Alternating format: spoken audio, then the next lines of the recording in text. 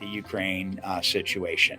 It's a tragic situation, and of course, it's adding fuel to the fire of what we're facing from a global supply chain constraint and things like that. Because now you've got the energy piece in play. While the United States was not a big importer of Russian oil per se, Russia's still one of the primary oil producing nations of the world.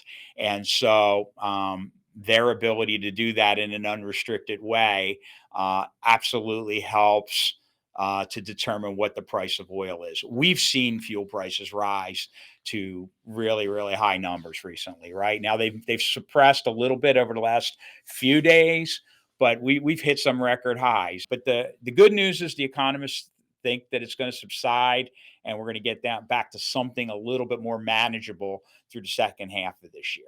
From a Groendyke point of view, think about this. People have been sitting at home through different periods of lockdowns and stuff like that. And there's a real pent up demand. Folks want to travel. They want to get back. They want to get their lives back. We all have COVID fatigue.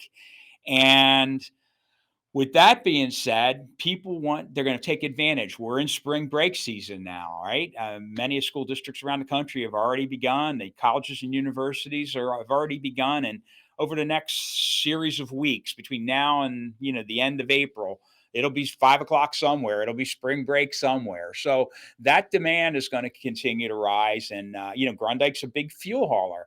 So we believe that we will see spikes, fueled by the spring break season, and we will be hauling a lot more fuel than we have over the classic winter months. At the end of the school year, when school lets out later this spring, I think there's going to be an explosive demand for fuel. And that being said, we go into what we call our busy season, and some days and some hours, it's hair on fire season.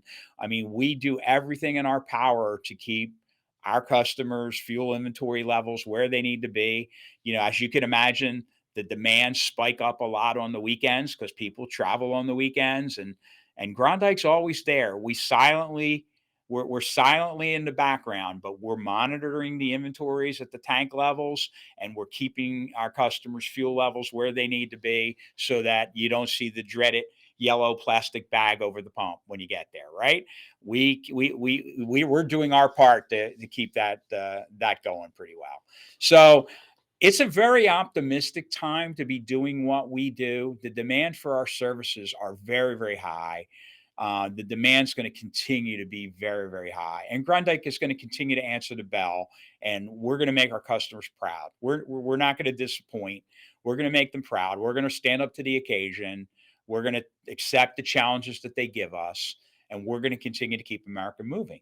It's what we do. It's what we've always done. It's what we will continue to do. It's what makes us Groendyke, and it's what has made us famous in our industry for nearly 90 years. I mean, we're coming up on our 90th anniversary this summer, and that is an enormous accomplishment.